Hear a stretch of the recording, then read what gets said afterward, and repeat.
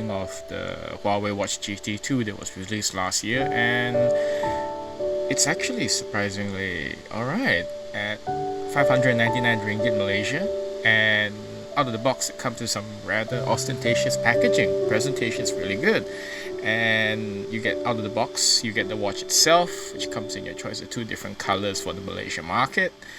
You get the obligatory quick start manual in case you run into any hiccups. You get a USB Type-C to Type-A charging cable, and you get a charging cradle that latches onto the back of the watch. GT2E comes with what they call fluoroelastomer straps. It's actually surprisingly comfortable to wear. There's a heart rate sensor that also tracks blood oxygen saturation levels.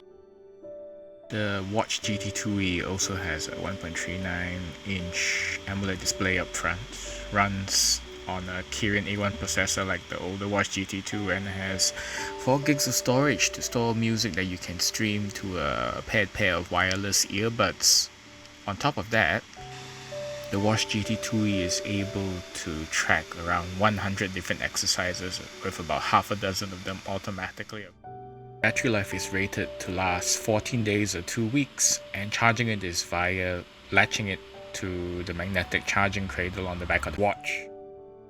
To review when we put the Watch GT2E through its paces, and thanks for watching.